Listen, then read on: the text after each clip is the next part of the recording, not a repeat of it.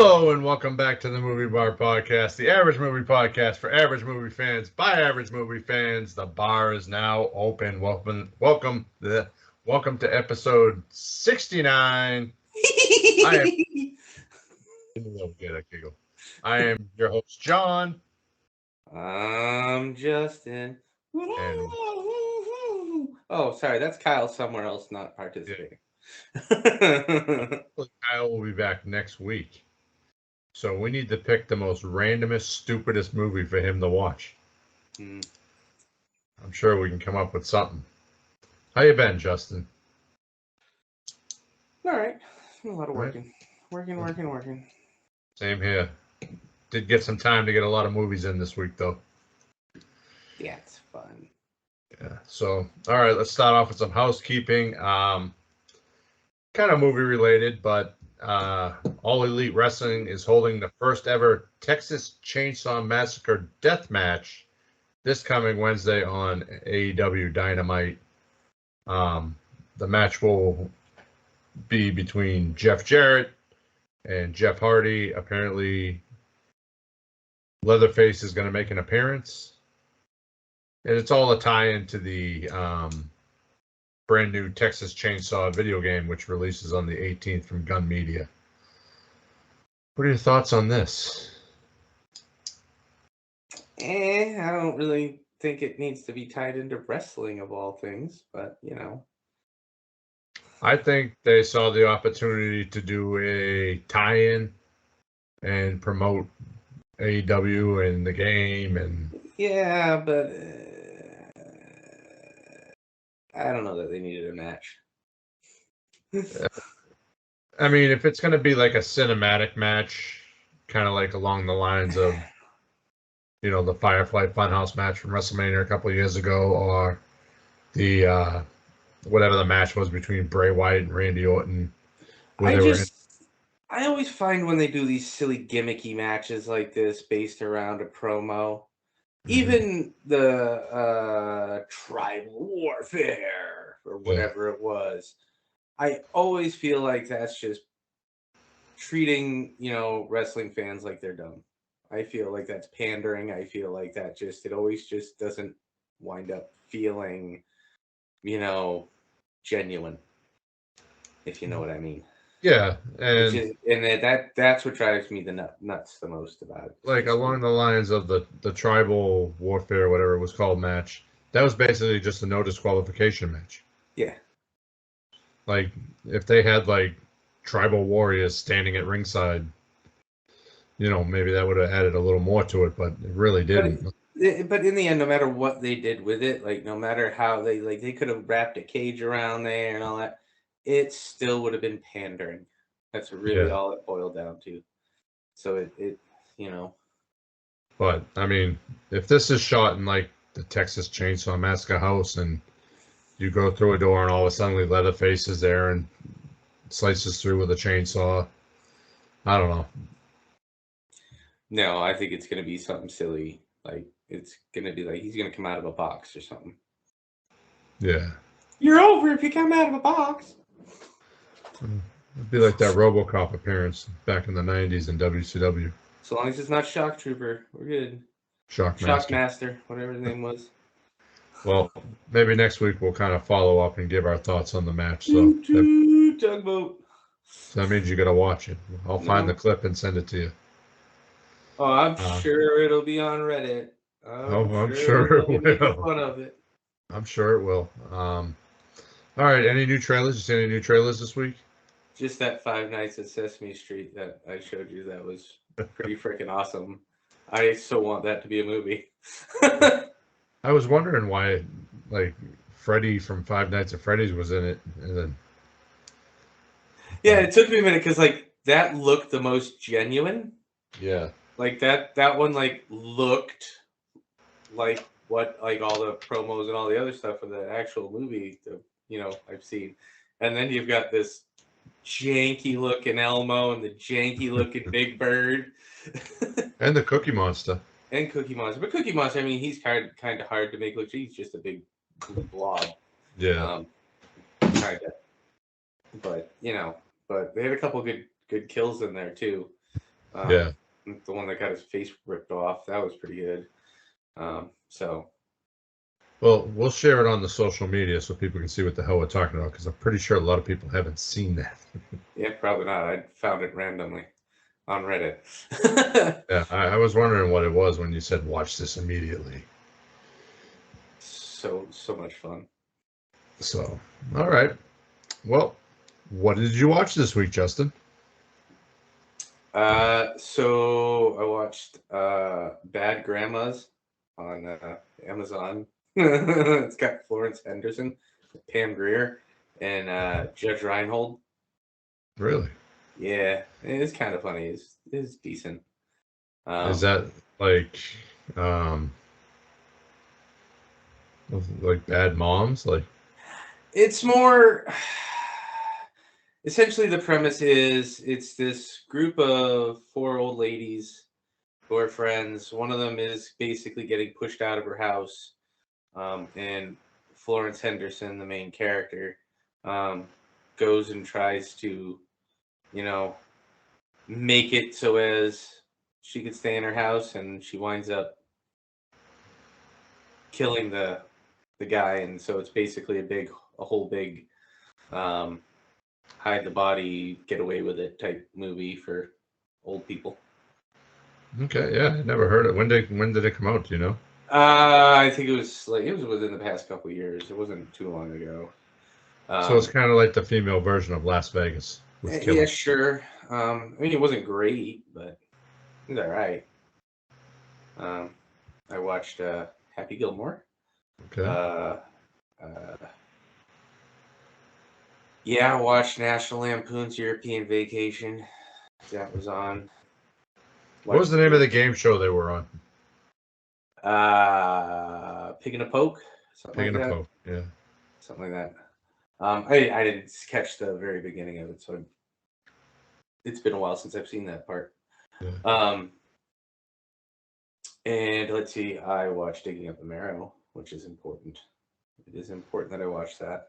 I watched Get Hard. So yeah, I've watched a few things. Well, is that all you've watched? Yeah, I'm pretty sure the rest were TV shows. So I think for the first time since you started doing this podcast over a year ago with us, or with me, you've watched more movies than I did. Hey, how about that? So I watched. Nobody's been here, so you know. Yeah, so I've watched the Barbie movie. I went and saw it at the drive-in Friday. Interesting. And I watched Digging Up the Marrow. So They didn't play something else. What was the second movie at the? it was Meg 2, but I had a very long day at work, so I'm Wow, surprised.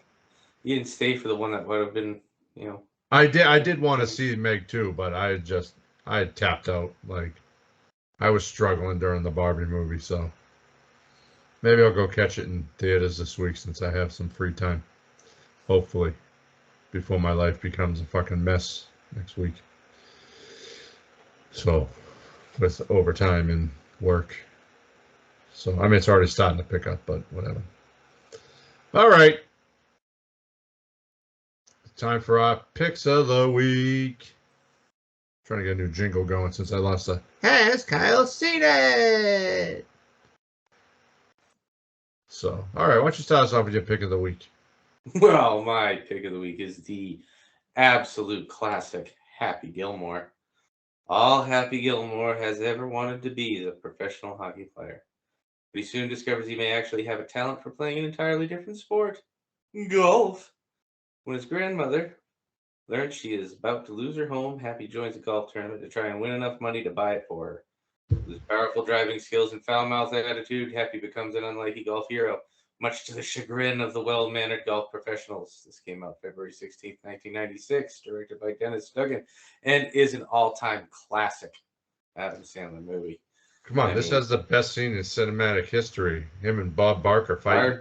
Him fighting Bob Barker. It's quotable. I mean, good Lord. You eat pieces of shit for breakfast? You know, especially that scene with Will Sasso and the moving guys, and oh, you can't hit that ball, and hits it. He hits the house, breaks the window. Then the wife comes out. He hits another one, hits her. She shouldn't have been standing there. Yeah.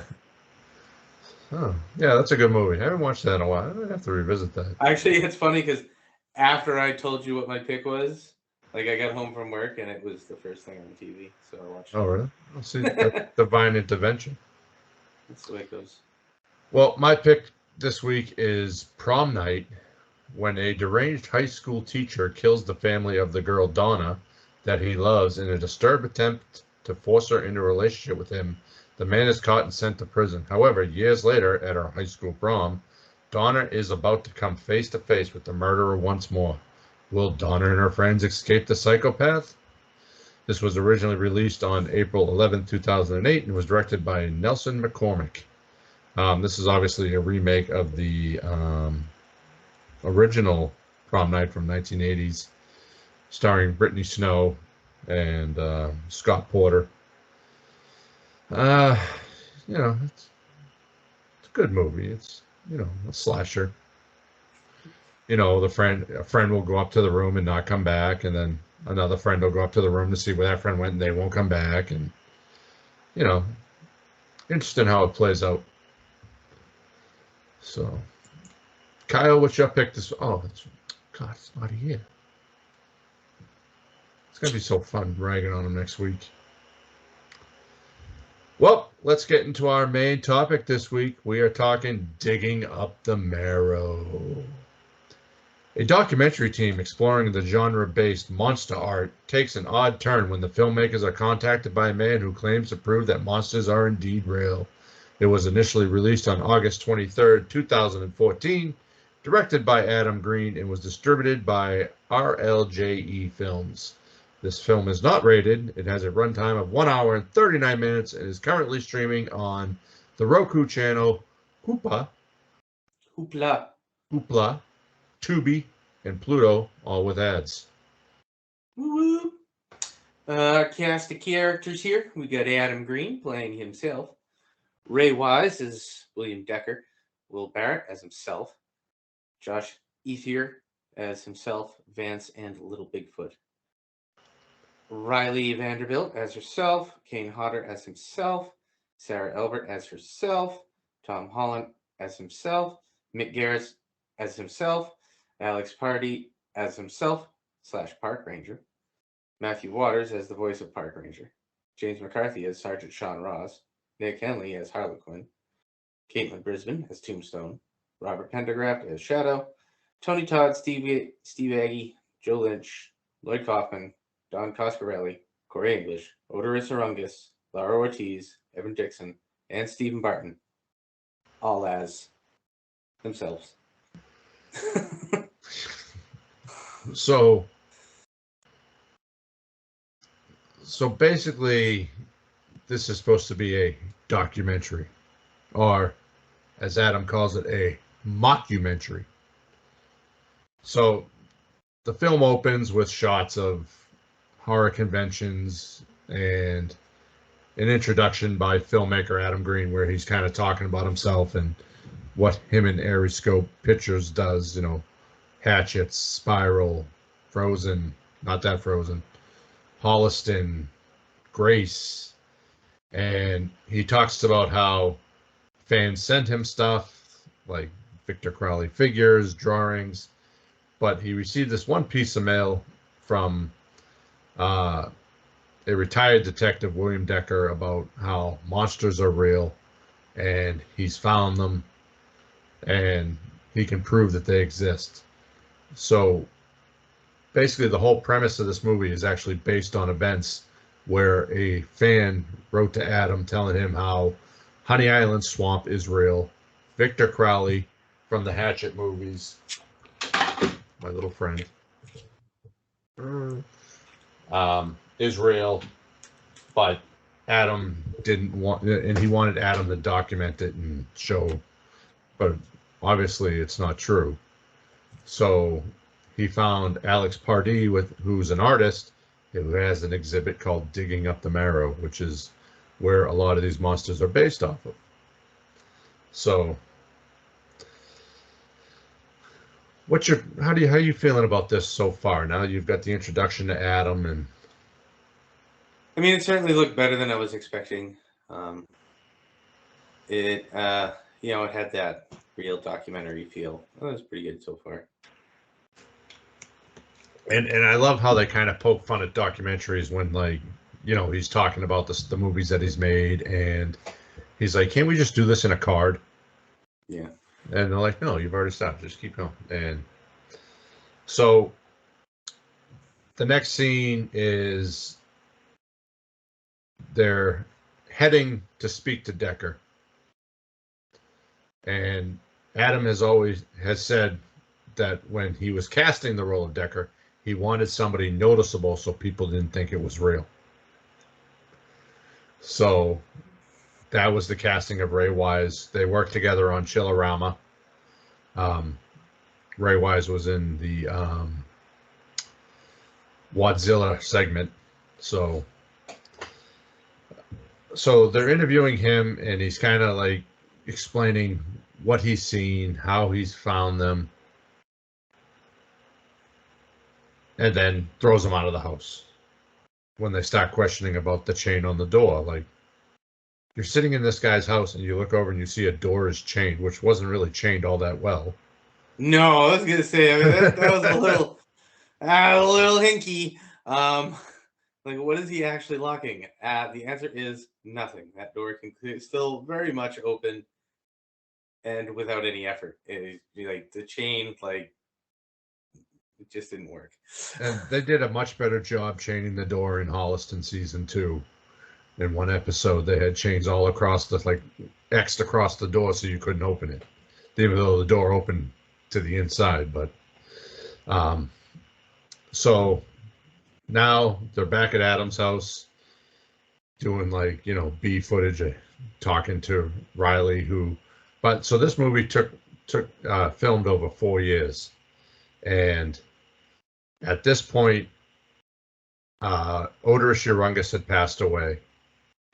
His TV show Holliston had been canceled because the channel FearNet was dissolved in a merger, and him and Riley had gotten divorced. So the initial promotion for this movie was he took it on tour and would go much how we did with Victor Crowley, take it to the theaters and watch it. And it was very hard for him to watch, seeing his ex-wife being all lovey-dovey, but so she's basically saying that they're crazy for doing this.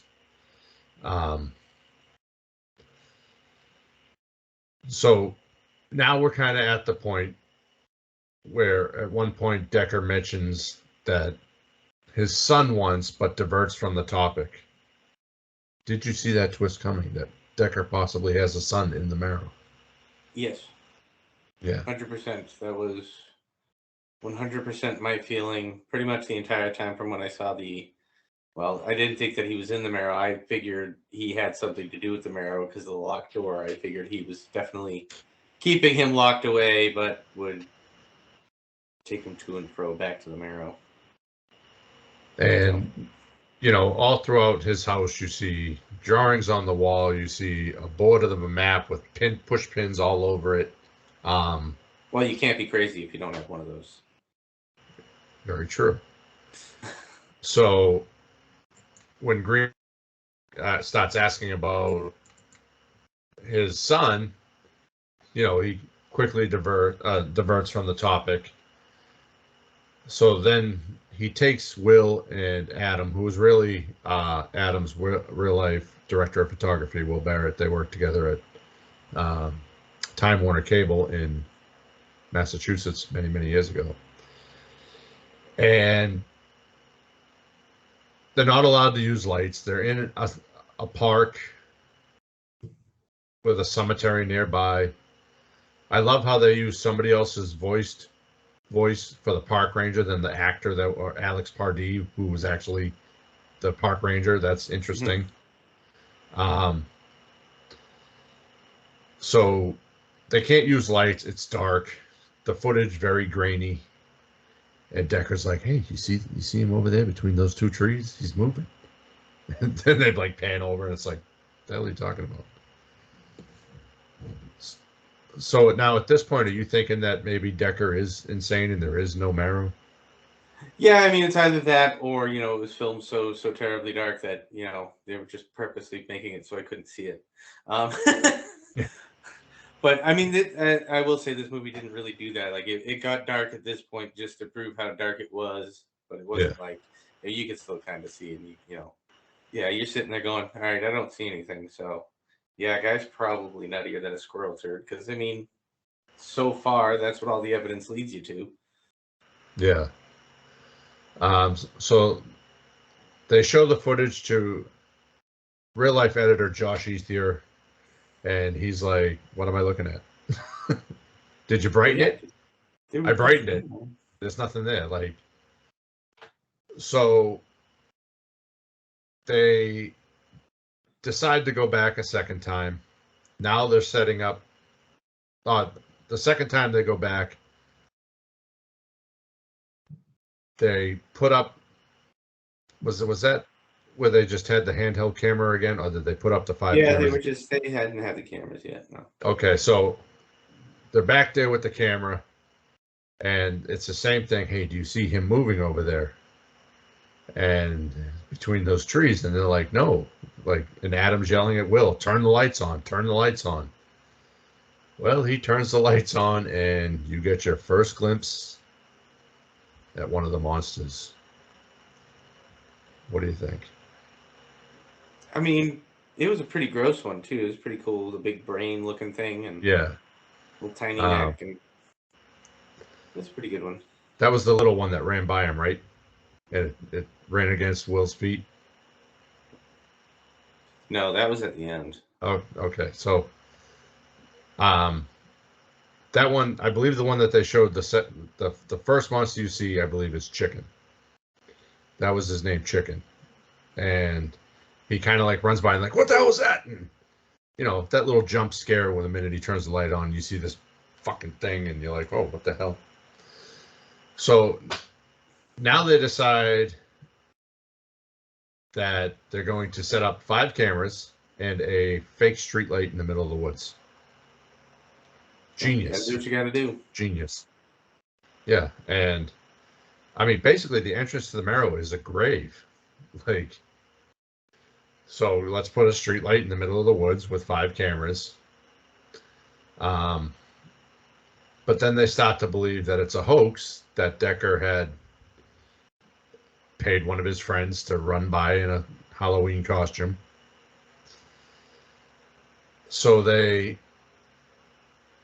end up capturing a few glimpses of monsters, but then they also capture Decker shutting off cameras and feeding something. So I'm thinking that if he has his son chained up in the basement, why would he bring him back and feed him? I don't know. So maybe that's not who's in the basement at this point. Maybe That's he's keeping someone hostage in that room. Yes. And using them to feed whatever's in the marrow. It's So hard I to mean, say. They don't explain it. yeah. So they've basically come from like Massachusetts to the middle of the country, now to Chatsworth, California. So they realized that one of the camera 2 is missing out of the 5. And, you know, while they're out there, Adam does the, Adam and Will go back out without Decker and does that whole little, reaches into a hole. Oh my God, it's got me, it's got me. But it took a shoe. Yeah, then it took his shoe. And, you know, so then he's like, no, something really just took my boot off. And so he reaches in, grabs his boot, comes back, gets his boot back out, and then all of a sudden Decker's there flipping out on him because, what are you doing here? They're watching us now. What have you done? Then we get to encounter more. I believe it was Vance that shows up now in front of the truck. No, you skipped part. What part? Well, you missed the entire part where they go to Boston, talk to the police, and Oh, go yes. to the con. So Adam comes to the. They go to the con, and they see Tom Holland, director of Child's Play and Fright Night, who goes, "Oh, you're not working with that guy in the Monster Hunter." And Adam's like, "Decker," and he's like, "Yeah." Then they call over Mick Garris, another famous director, and that's when they find out that Decker has contacted every horror director in Hollywood trying to sell his story, and they all think he's crazy, but Adam's the only one that believes him. And now he's seen it with his own two eyes, but decides to go to Boston, where Adam's from, and talk to the Boston police to see if there was a detective by William Decker. Nobody's ever heard of him. This part was a little weird to me because he said that he called and they said that they couldn't discuss it over the phone and that they'd give him 15 minutes. I'm pretty sure if they'd never heard of him, they would have let him know over the phone. No, we want you to fly out here and we'll give you 15 minutes of our time and then we'll send you back to Hollywood. Yeah, that's not. I'm pretty sure they'd be like, no, we've never heard of him. I mean, there was some cool shots inside the airport of Logan and LAX, and because I think he had gone to Rock and Shock that year and filmed some of those scenes. And the scene with Mick Garris and Tom Holland were also at a convention. So now they're on to Decker, and that's when they do the whole boot thing. Decker flips out on them. What are you doing? They're going to move. You scared them. And now we see one of the creatures has scared them. They run back into the truck, and then we meet Vance. Were you expecting that when he took off his hood? I didn't know what to expect because he said, "I have never seen what's under there. I don't know what's under there." I mean, I didn't expect whatever that was, and I still don't really know what that was, but it was cool. So Vance is basically a creature that has multiple things, like a spider, kind of. Yeah.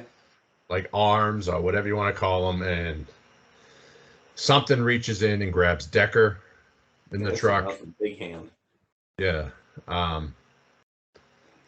So at this point, it's quote unquote real. The marrow is real. There's monsters. There's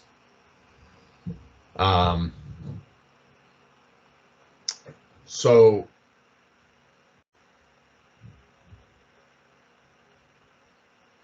they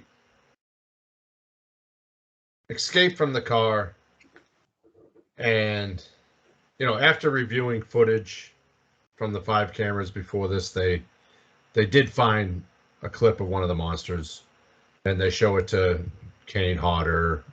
I guess that role was originally supposed to be Joe Lynch, but he was off filming a movie. Well, that was back at the beginning, so. Yeah. So the next day they go back to Decker's house,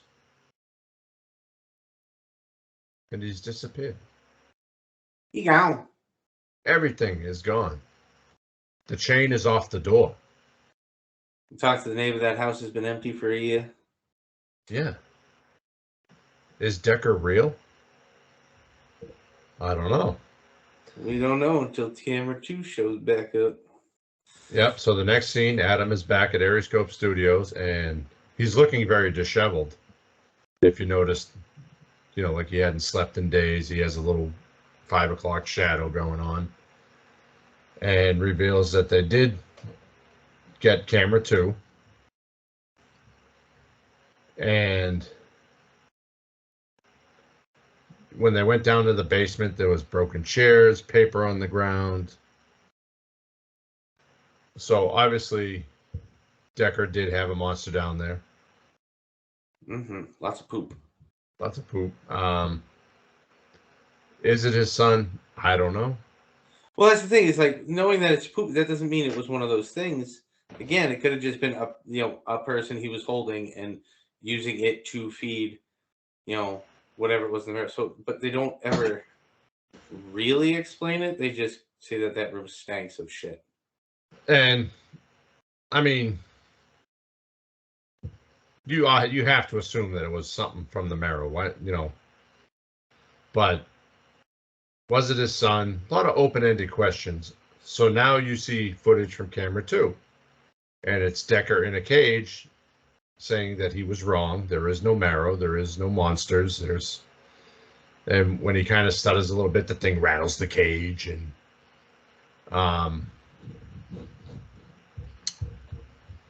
yeah. Then we cut to Adam's house, and Adam is asleep, and one of the monsters is in his room and attacks him. Well, not really. Well, you assume that it attacks him. Puts the camera down and goes, "Bah!" Yeah. And they jump. But that can't be because clearly, they didn't die or didn't get attacked because he filmed the whole part where he said, "Camera 2 got delivered to me." Yeah. Which would have been after that, so. But now that I'm thinking about it, doesn't that look kind of like a forced confession? Yeah, a little bit. Like the look on his face, his disheveled, like, is that Will holding the camera or is that one of the monsters? Yeah, well, when you see what's on it, you can believe it either way. Yeah. So it definitely leaves a lot to the imagination. It leaves a lot of questions unanswered. And yeah, it does. So what did you think of the setting? I mean, he did a good job of, I mean, it's not, it's a hole in the ground in the woods, Yeah. So I mean, it's great, but it holds that suspense because when you're in the woods or you're out, especially if there's a cemetery, even anywhere nearby, everybody's little primal lizard brain kind of turns up the spook factor on you no matter what. So Yeah. but I mean, I like that, and even like he's known for it, but the effects were great. Yes. All the monsters and all that stuff. My biggest issue though is just all the questions that are left. I have so many questions. Yeah, I mean, definitely they set up the setting perfectly, it's in the woods, there's a cemetery over there, it's dark at night, there's no lights, and instead of creating a fake director or a fake studio, he used his real life. That's really his studio, his partner, his wife, his friends, his editor, Mm-hmm. and so I think it would have been a little better if he casted a new actor, like a no-name actor, and let people really think that there might be monsters or the marrow or whatever. But Yeah, I mean, I think it's one of those things that if you're gonna do it, like he's in it, so he got an actor to play the other part, so as mhm, people didn't fall too much into it. So if yeah, you're gonna do that, you should answer the questions at the end of the movie. You should answer the what was he holding, what was he hiding, yeah, and you should kind of answer that, what happened to him. Whereas if it's gonna be like if he had just used, some random young actors and made it as realistic as possible, then you can have those unanswered questions. yeah, You know what I mean? Because that actually happened to those people. So, that's that could leave the question. So I think in this style, they should have answered more questions than what was left. Now, I definitely think it's set up for a sequel, where I think a lot of those answers. Um,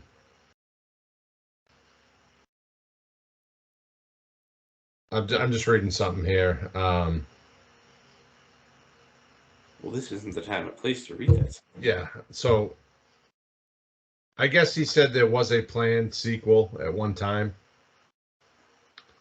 but of course that never came to fruition. Here we are, almost 10 years later, but he is notorious for doing secret movies like Victor Crowley. Not saying that he's alluded to anything, but Well, and I mean, if this one took 4 years to film, yeah. So, how about the cinematography of the movie? Like, with those little GoPro cameras or whatever they were, very grainy. And I mean, the thing is, coming into it, knowing that it's not a Hollywood big budget, thriller movie, I was expecting way worse than what was delivered. I mean, it's still, granted, yeah, I got the big TV and it's we get the UHD copy and all that stuff, but I mean, it still looked like a Hollywood movie. So I think it really came together really well. And the way they kind of played with using the night vision and all that stuff and those night scenes, I think they did a great job making it feel real while being fake, and still looking like it was a big budget movie. yeah, and it was dark where it needed to be dark, to where you couldn't see, like, and like during the day it's very bright, it's very clear, but when it's at night and you don't have a light, they don't have big, whatever those lights are called, shining down to light up the night.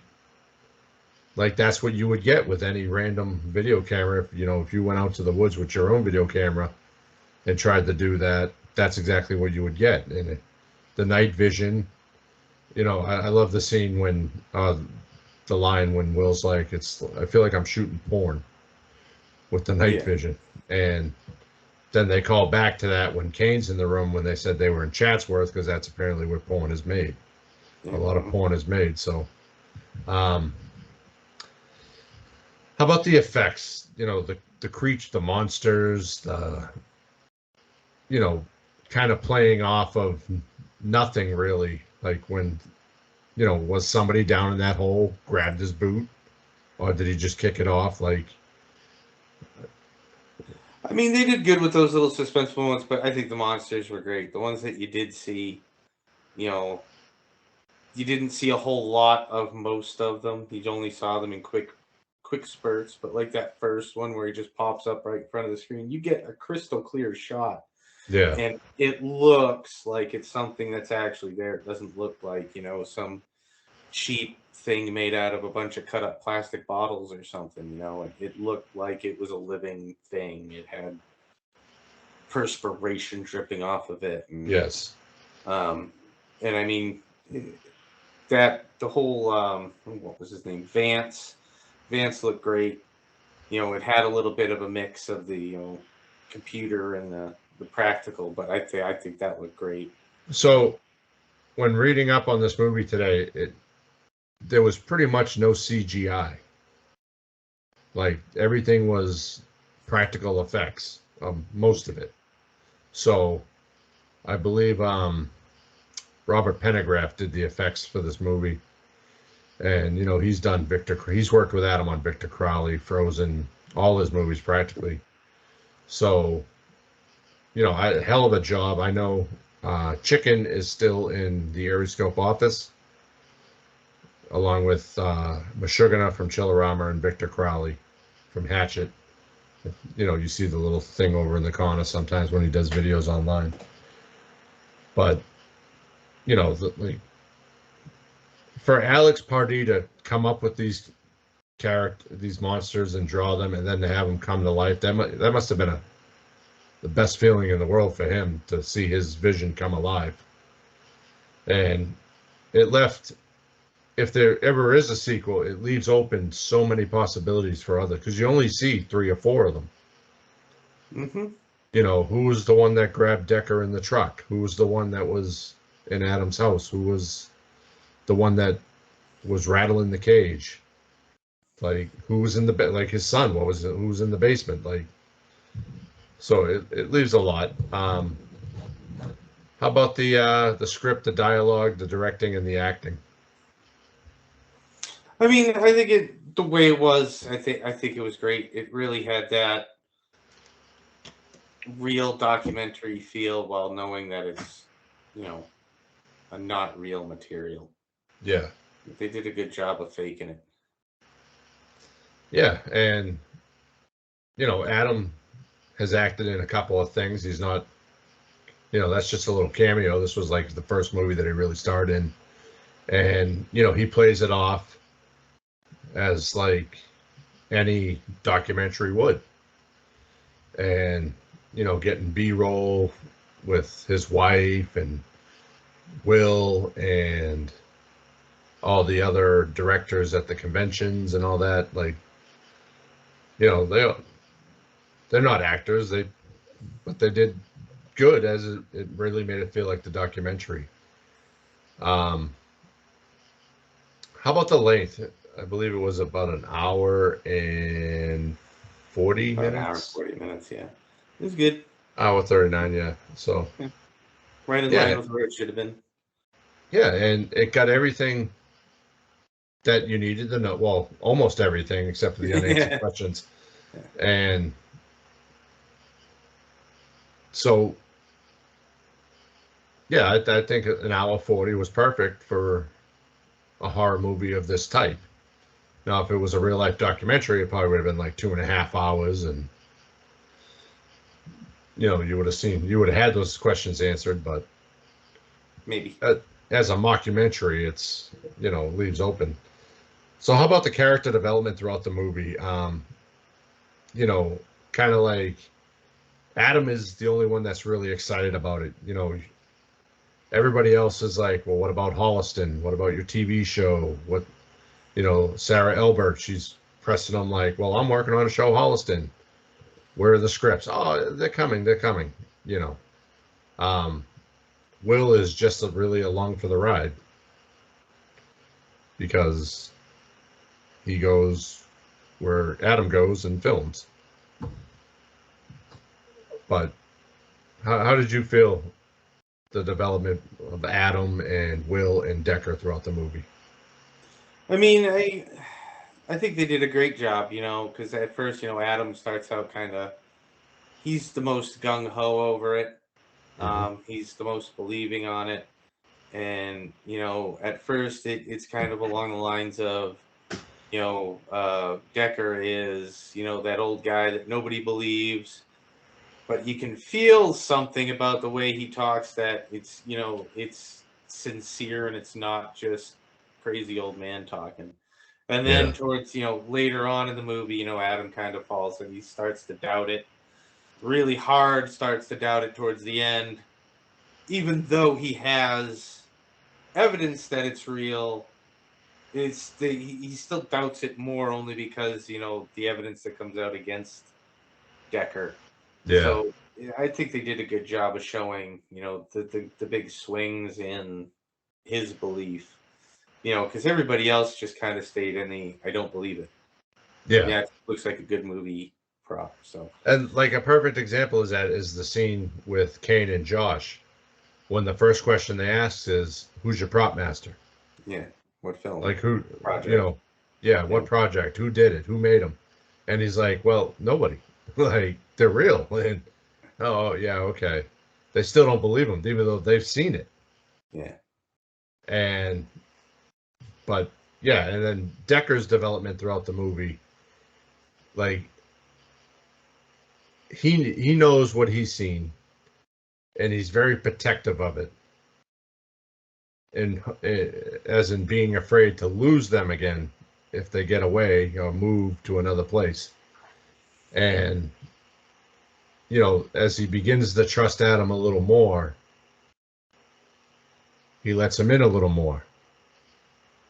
And when he's let him in too much, that's when they fucking take all his shit, and move on to the next spot. So, what was your favorite scene in the movie?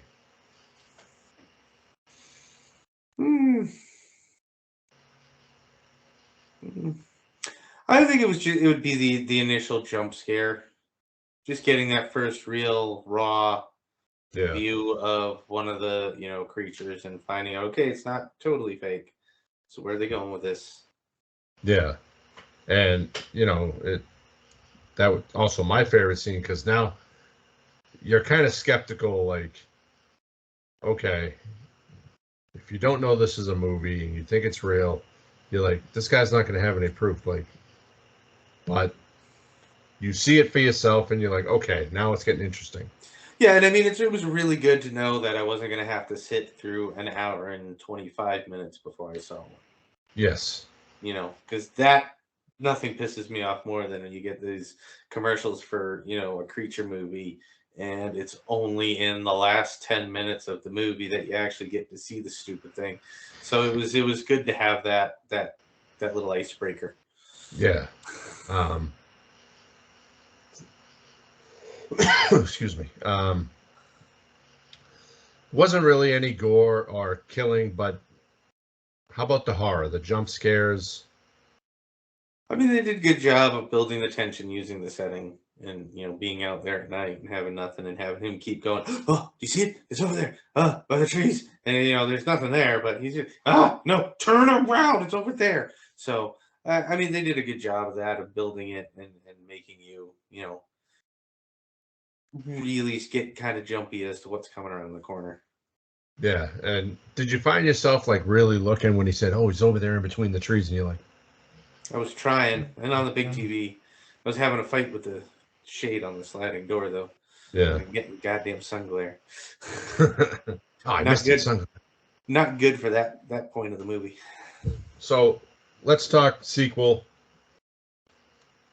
Obviously, there could be a sequel, in my opinion. I just want answers. I don't care how. I just want answers. Well, maybe one day we'll get a sequel to Digging Up the Marrow. We'll get those answers. And I mean, like, they could do it. There's so many different ways they could do it. Decker escapes, goes back to Adam. I will bring you to the, because the way he says it is, there's a metropolis below the earth, below the ground, of people born with deformities, and there's marriages, divorces, death, friendships, relationships, like a whole little world down there. And the sequel could bring Adam to that metropolis. So is this Us before Us? Yeah. And Pretty better? much. Yeah. So Adam actually said, when he first showed the film at a film festival, somebody was like, "Oh, so you're paying homage to Nightbreed?" And Adam was like, "No, I've seen that." Oh, wait a minute. So as he was writing it, without really meaning to make comparisons to Nightbreed, because I believe one of the characters is named Decker in Nightbreed, and kind of this. I've never seen Nightbreed, but apparently there was a lot of similarities to it, and he did it without even realizing it. Yeah, well, that'll happen. So, but yeah, I definitely want to. I'd see a sequel to this to get the answers and see more of the monsters and whatnot. So, the big question of the week: do we recommend Digging Up the Marrow. It was definitely better than I was expecting, so I do recommend it. It was pretty good.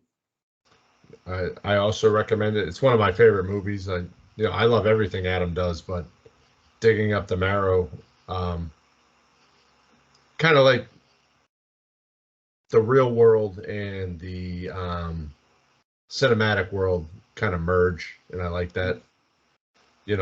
So all right, how many mugs are you giving Digging Up the Marrow? I'll give it 3. Solid. 3. Okay. I give it 5 because, as I said, I like this movie. On IMDb, it has a score of 5.8 out of 10. Rotten Tomatoes, 60% out of 100, and Letterboxd, 3 out of 5. Do we have anything planned for next week? Not at the moment. Okay. Check our social media. We'll let you know what we're watching next week. Kyle will be back next week. He's gonna watch whatever we tell him to watch. Yeah, we have to find the most obscene movie for him to watch. Should have him watch Hidden Strike. That's why I say we do Chillerama and we let him watch the Werebear. We let him talk about the Werebear segment. No.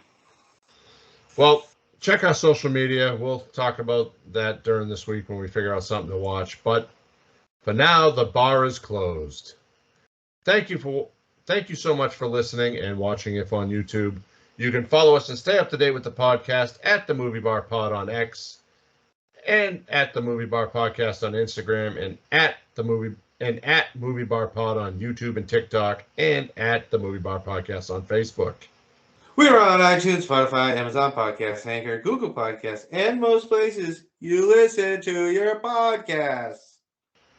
And be sure to check out our website, www.moviebarpod.com. Thank you for listening. Please let us know what you want to hear by contacting us on social media or via email at themoviebar@outlook.com. Please be sure to like, review, and subscribe to the podcast. Bye. Bye. He said 69. The marrow is real.